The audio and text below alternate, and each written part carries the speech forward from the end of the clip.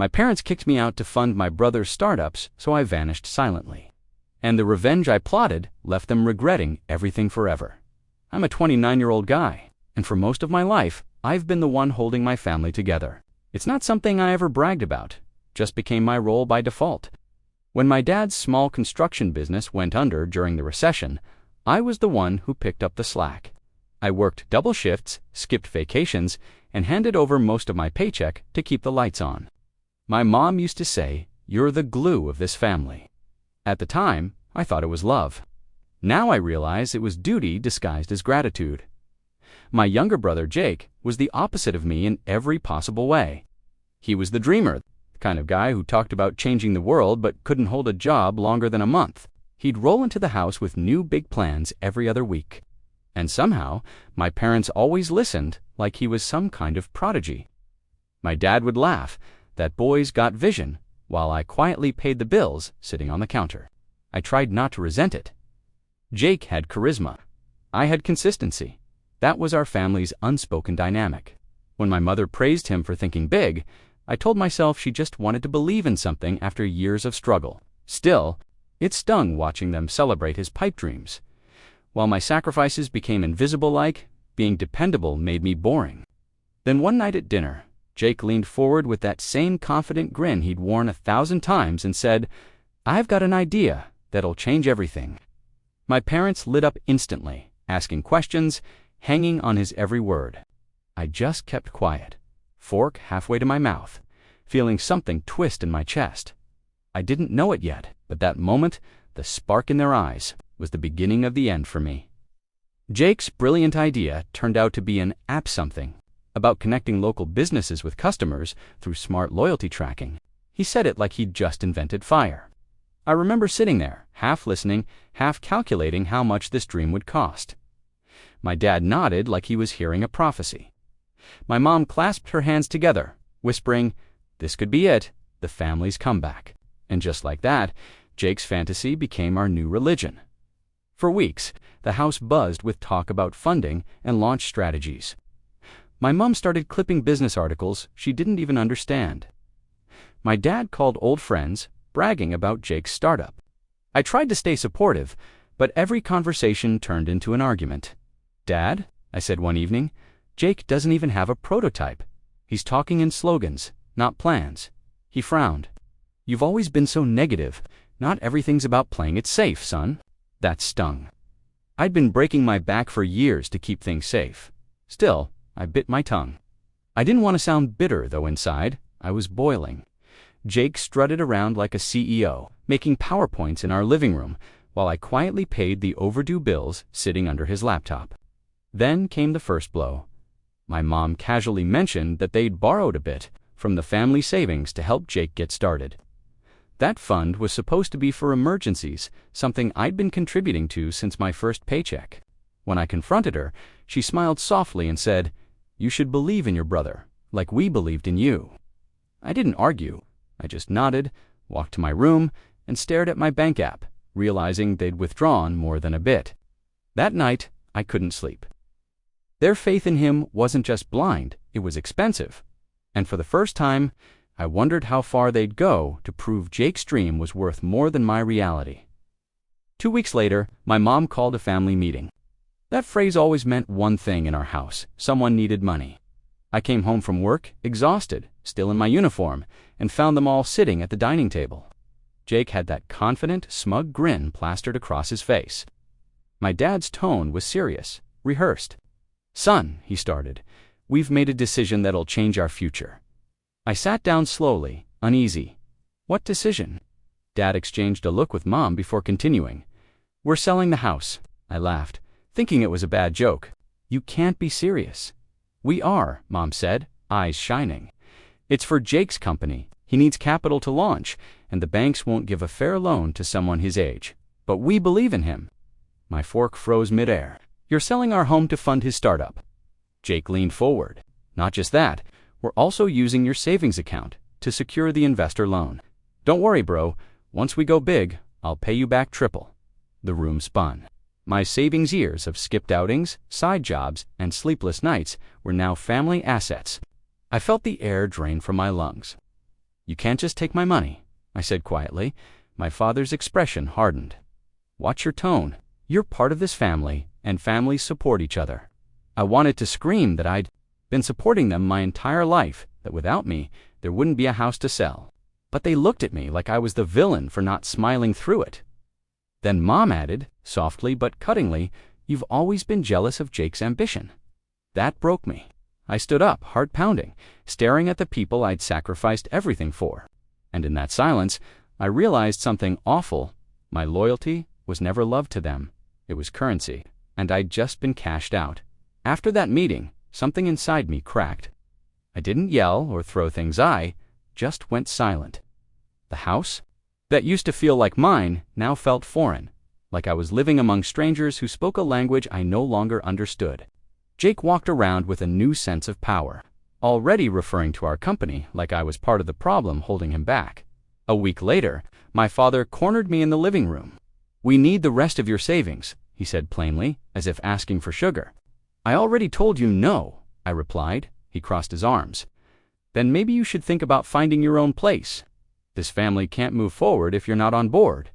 I stared at him, waiting for the punchline that never came. "You're kicking me out." "Don't be dramatic," Mom said from the kitchen. "We're giving you space. You've been so negative lately. It's draining everyone." Negative, that word, echoed in my head as I packed my bags that night. The room I'd grown up in, the one I painted myself after high school, looked smaller than I remembered. Jake was on the porch as I left, sipping a beer, avoiding my eyes. "It's nothing personal, man," he muttered. "You'll thank us when it all works out." I walked away without answering.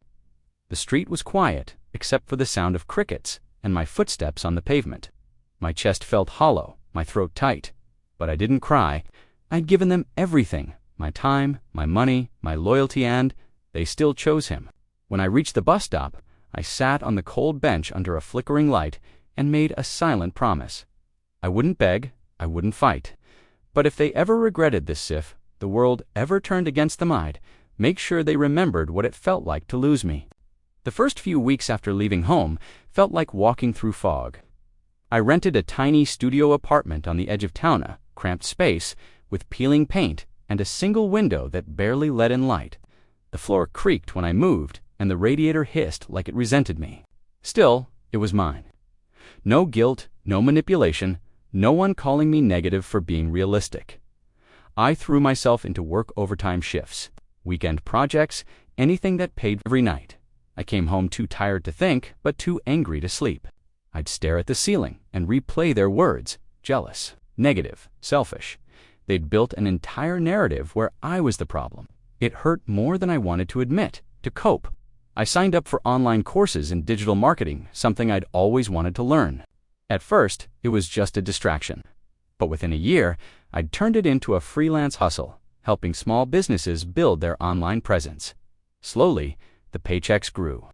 I didn't buy new things. I just saved and learned. Every dollar felt like reclaiming a piece of myself. Meanwhile, I stayed completely no contact. I ignored every message, every "we just want to talk" voicemail. Then, one evening, while scrolling through a local news site, I saw an ITAN article about Jake's startup being on the verge of major success. There was a photo of my parents smiling beside him like proud investors. My chest tightened. For a second, I thought maybe they were right. Maybe I was the fool for doubting him. But that illusion didn't last. Within months, the headlines turned grim: delayed product launches, unpaid debts, legal issues. Jake's dream was unraveling fast, and as I read every new headline, a strange calm washed over me. The family that once called me a burden was about to learn what happens when you build a house of lies on someone else's sacrifice. 3 years had passed since I left home. By then, my small marketing business had grown beyond anything I'd imagined. I had steady clients, a small team, and enough savings to finally breathe. Life was quiet, structured, peaceful until one afternoon, I got an email from a venture investor named Randall. He'd been following my company's progress and wanted to discuss a potential partnership. We met at a sleek cafe downtown. Randall was polite, sharp, and clearly impressed with my portfolio. As we talked, he leaned back with a smile and said, "You know, funny thing, I actually met your brother a while back. Jake Wright, he pitched me a few years ago. The coffee cup nearly slipped from my hand. Really? I asked, trying to sound casual. Yeah, Randall said. He showed me this decloaked, a lot like yours actually. Same phrasing, same brand language. Guess you two think alike. I froze. Jake had stolen my marketing proposals, the same ones I'd built from scratch. Randall must have seen my expression because he raised an eyebrow. I take it you didn't authorize that. I shook my head slowly. Inside, my stomach churned. Rage and disbelief mixed into something sharp and cold. Jake hadn't just taken my money and my parents' loyalty, he'd taken my work. I managed to finish the meeting without showing my hand, but my thoughts were racing the entire drive home. It wasn't just theft, it was identity theft. He'd built his entire startup vision off the very foundation of my blood and sweat. That night, I sat in the dark of my apartment, staring at my laptop screen. I opened an old folder titled Jake's Dream, the one I'd made years ago just to keep track of their plans. For the first time, I didn't feel sadness. I felt clarity. If he wanted to steal my work, I'd make sure he choked on it. The next morning, I woke up with an unfamiliar sense of focus. This wasn't anger anymore, it was precision. I spent hours researching Jake's company, digging through public records, investor announcements, and court filings. What I found made my stomach tighten. The company was a financial disaster, burned out employees, unpaid invoices, false promises to investors. Worse, my parents were listed as guarantors on several high-risk loans. They had literally tied their future to his lies. Every document I opened made my pulse pound louder. My brother hadn't just failed, he'd dragged my parents down with him. But instead of pity, all I felt was a grim satisfaction. For years, they'd told me I was negative. Now, reality had finally caught up. That evening, I used a new email address to send anonymous tips to a few of Jake's investors. I attached evidence-fabricated reports, copied material from my old proposals, inconsistencies in his filings. Nothing illegal, just the truth that had been hiding in plain sight. Within days, I started hearing the cracks. Jake's website went offline. His investors pulled out. Local business blogs picked up the story, calling it a cautionary tale about inflated dreams. I watched it all unfold quietly, one headline at a time. It should have felt glorious, vindicating. But as the chaos spread, a small part of me still hesitated. This was my brother, my blood. Then I remembered my father's voice. Families support each other. Support, in their world, meant obedience. So I sat back and let the world see Jake for who he really was, a fraud. Built on borrowed faith. And when the final article dropped, naming my parents as financially liable for his collapse, I closed my laptop. The revenge I'd once imagined, with fire and fury, had arrived silently, efficiently, without a single word from me. For the first time in my life, they'd have to face the consequences without me holding them together by the time reality fully folded back on them. Jake was already at home on their couch, drunk, apologetic, and broke. He'd come back with a duffel bag of shattered promises, his CEO posture gone, replaced by the hollow look of someone who'd bet everything and lost. My parents, once proud and loud in the neighborhood, were smaller now voices, thin shoulders hunched. Creditors had started calling. The investor who'd fronted the last bridge loan had filed suit. Because my parents had signed guarantor forms, their names were dragged into every filing, every legal notice. I watched from a distance. At first, I felt nothing but a dry, oddly peaceful satisfaction. Karma finally doing the heavy lifting. Their smiles in that early press photo with Jake felt like a photograph of a different family. But the headlines didn't just embarrass them. They took what little security they had left. The apartment they'd moved into after the house sale was in danger of eviction. Old friends stopped answering calls. The same people who had toasted Jake's vision now whispered about negligence and betrayal. Then, late one night, my phone buzzed. It was Mom. Hearing her voice broke something open that I didn't expect. "Please," she sobbed, words tumbling. "We made a mistake, Jake." Her breath hitched. "We need you. You're our only son who can help us." My hands tightened around the phone. Part of me wanted to yell, to list every time they'd called me negative or selfish. Instead, I listened to the muffled sounds of Jake stumbling in the background, my father's quiet cough, the weight of their shame. "You told me I was the selfish one," I said slowly, each word measured. Now you understand what selfish looks like, she begged. I heard it all, the apologies, the pleading. I didn't promise anything. I didn't hang up right away. I let her talk until she ran out of breath. Then I said quietly, I'm not coming back. After I put the phone down, the silence in my apartment was suddenly very loud. I felt a strange emptiness where triumph should have been, and for the first time, I couldn't tell if I'd done the right thing. Weeks passed, and though I'd sworn to cut them off for good, something inside me, maybe guilt, maybe habit, pushed me to see for myself what had become of them. One gray afternoon, I drove back to the old neighborhood. The house I grew up in, the one I helped fix after storms, the one I thought would always stand, was boarded up, foreclosure stenciled across the door in red spray paint. The yard was overgrown, the porch cracked. It looked like a memory that had been left out in the rain too long. I found them in a small rental apartment on the edge of town. My father answered the door, older than I remembered, shoulders curved inward. My mom sat in a recliner surrounded by unpaid bills, her voice small. Jake was there too, unshaven, eyes empty, a bottle half hidden by his leg. For a long moment, none of us spoke. The silence was heavier than any argument we'd ever had. You came, Mom whispered, eyes wet. We didn't think you would. I wanted to see, I said. That's all. Jake looked up, his voice hoarse. You got what you wanted, huh? The big win? You must feel proud. Proud. I looked around at the wreckage of our lives and realized there was nothing satisfying about this. I'd wanted them to understand pain, not drown in it. No, I said quietly.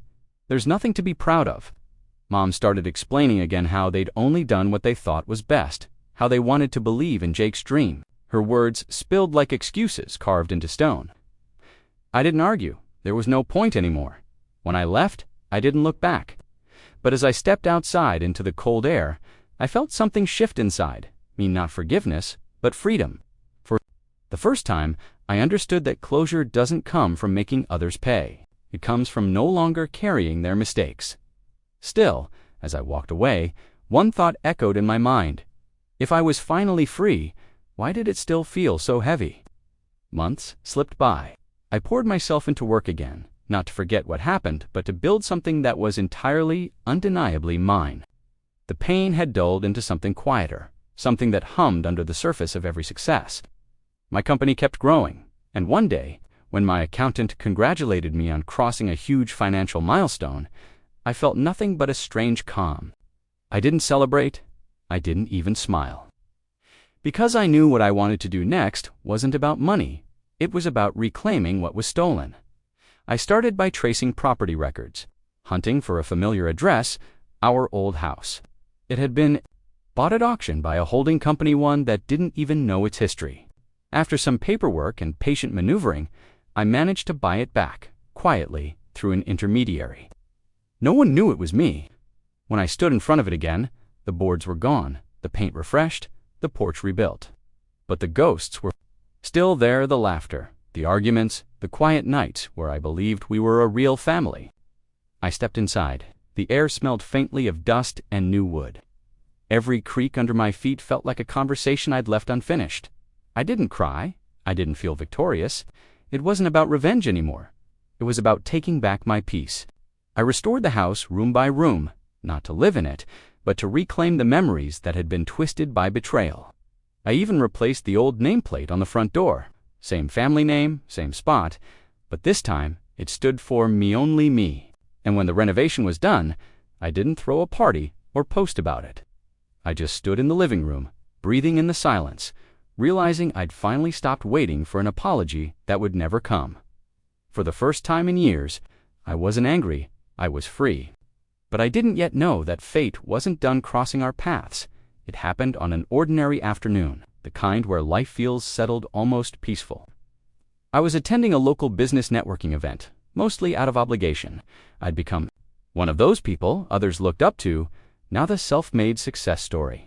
Funny how people only see the globe, never the ashes it came from.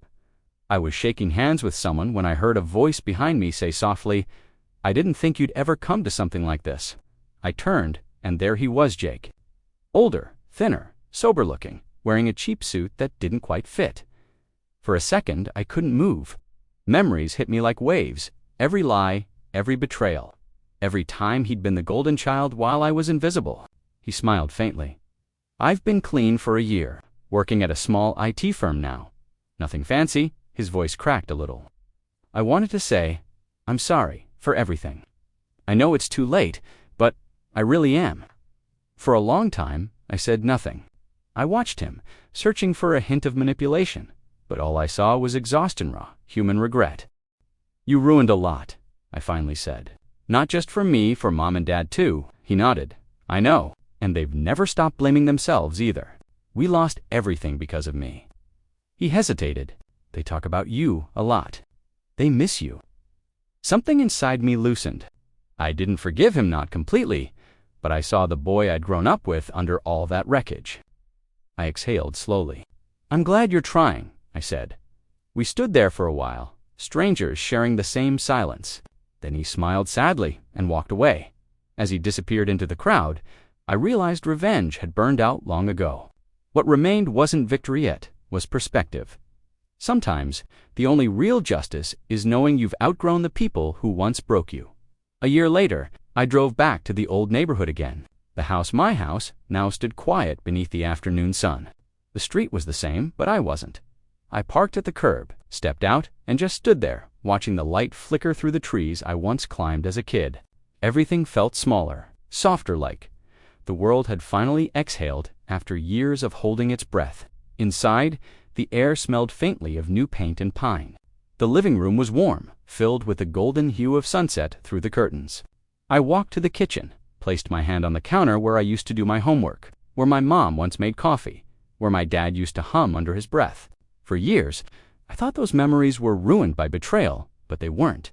They were just waiting for me to reclaim them. I thought about Jake, about his apology, his quiet attempt at redemption.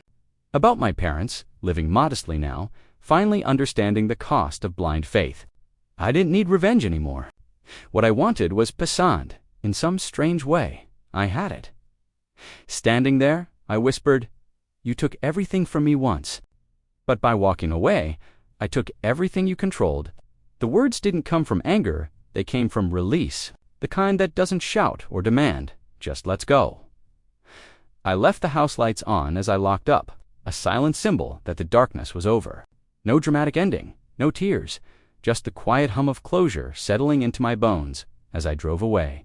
The city skyline shimmered in the distance. My story hadn't ended in revenge or reconciliation. It ended in ownership, not of property, but of self. And in that moment, I finally understood sometimes the sweetest revenge isn't destruction. It's peace,